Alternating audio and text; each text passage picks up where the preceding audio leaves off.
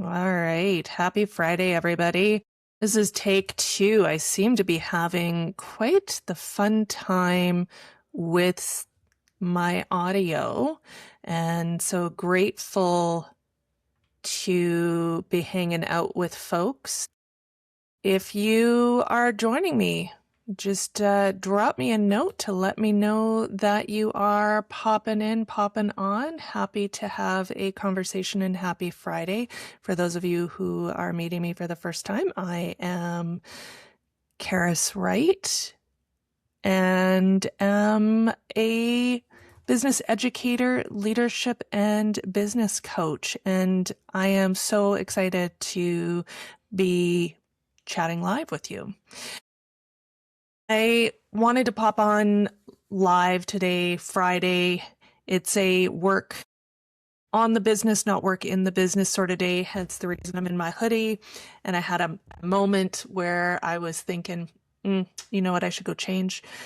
But then I recognized that this is actually what I want to talk about. This week in my group work, my executive and leadership coaching, I've noticed a pattern emerging in different conversations with different leaders, even with my husband this morning. And it's really this concept of perception and business owners really wanting to make stronger connections in the workplace with their vendors, with their employees, with themselves, but they're showing up a little bit different. And they're recognizing that there's a disconnection. What I take that as I want to have a stronger connection with my team, but I feel like I need to have it all together. This air of being perfect, if you will. And it's really not said in a big, flashy, dramatic way.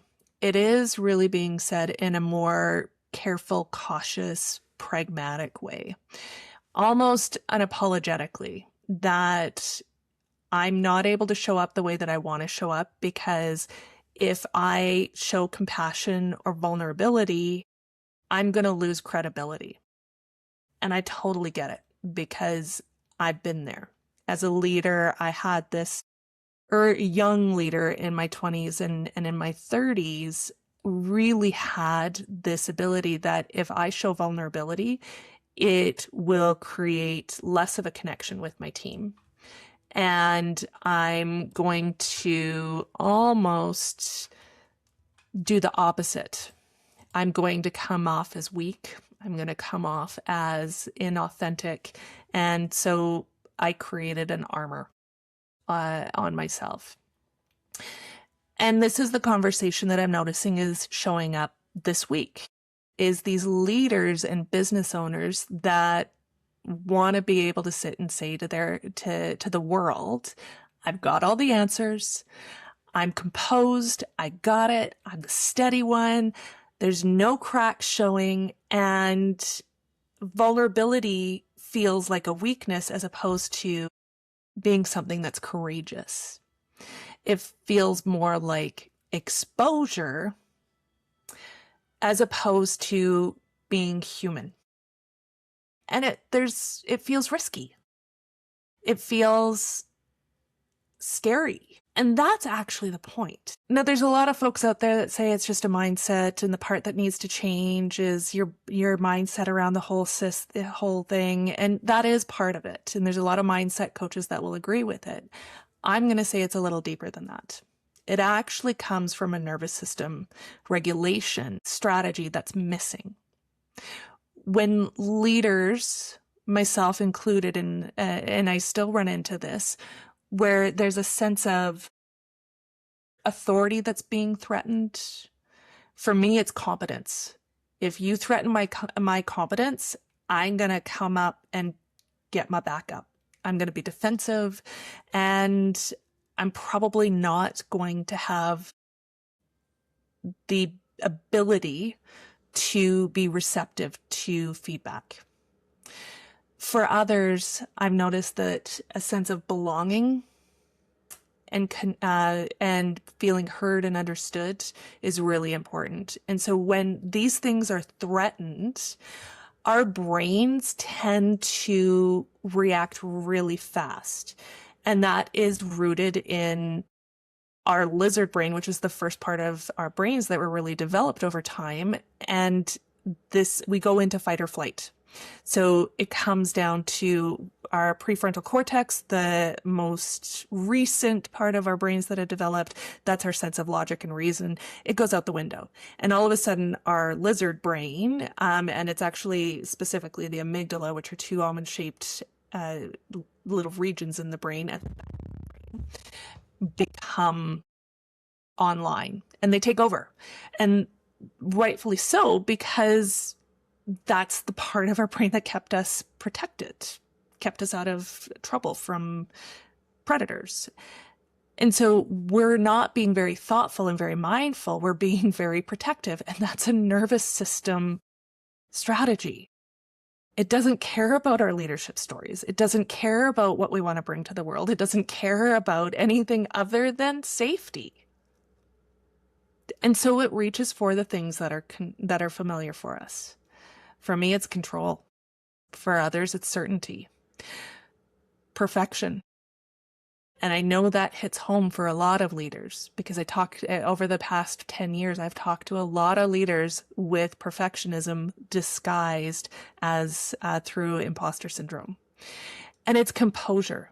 It's, showing up in the suit and the tie, or for me, it was the hair and the makeup and the perfect bag and the perfect shoes, because if I perceived a specific persona and come across as composed, then maybe people won't recognize I don't have all my shit pulled together. And so that becomes the default. And it's not effective in today's society because it just helps us feel safe as opposed to feeling safe and feeling seen. So why does this strategy no longer work? And what's the actual problem? Well, what used to protect credibility in the short term, it's actually going to erode your trust over the long term. Our folks have a stinking feeling of what's wrong, even if we don't say it. Even if we say everything's fine, they can feel it. It resonates with them. They sense the disconnection that's happening when we're not being authentic and true. They know when we're being dishonest. They sense the disconnection because we're not being human. They feel that we become leaders that are unreachable. They feel that we are on the verge of burnout because they sense it. They care and we care, but we're just not talking. Leaders who don't get this under control, they start to burn out because they're regulating everybody, not just themselves, and trying to do so through performative measures. So here's what we actually got to rethink in our brains. Leadership and compassion can coincide. Compassion is not just a soft skill, it's a regulated state. Vulnerability isn't about oversharing. It's not about airing all the dirty laundry. It's about being able to communicate with having enough internal safety to stay present and in the moment without having it be an armor of protection. So it's being open and honest with the team and saying, you know what? I am uncertain right now about what the future holds. And this is why I'm having this conversation with you, because I know if we figure this out together, we are actually going to be able to overcome all of the challenges, as opposed to being the person that comes up with all of the solutions and all of the answers. The strongest leaders are the ones who lean into connection and vulnerability. They are not the ones with all of the answers. They're the ones whose nervous system is strong enough to be able to tolerate that uncertainty without getting tangled into a tiny little ball and tightening. And that's actually what folks trust long term, not just short term. So what do we need to do? It's not just about being more vulnerable.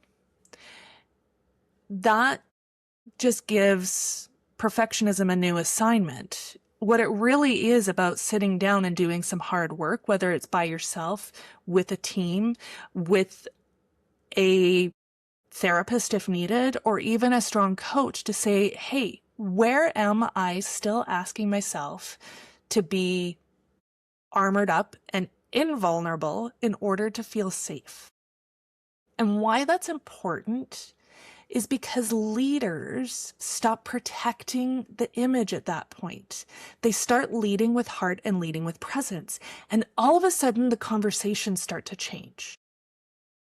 And so I leave you with this, is that lead with heart, lead with presence, lead with connection, and lead with community. And what I'm really excited, I'm going to put a plug into the Karis Rate show, is I've got some really awesome episodes coming up. The next 2 episodes are really geared around the importance of vulnerability, asking for help, community, and doing it together to be able to become strong business owners and leaders that are making an exceptional difference in the world. And so I'm super excited to continue this dialogue with you. And I think that's got my message for today. If you join me for the earlier version where my audio was being a little tricky, thank you for that, because I didn't sound like myself. And I really am looking forward to the continued dialogue here, both here and on the Karis Rate Show, which airs live on Mondays. Pardon me, not live, but it is recorded and shared Mondays at 2 o'clock. You can catch us on YouTube. And I'm looking forward to chatting with many, many of you over the next couple of weeks and months. Talk to you soon.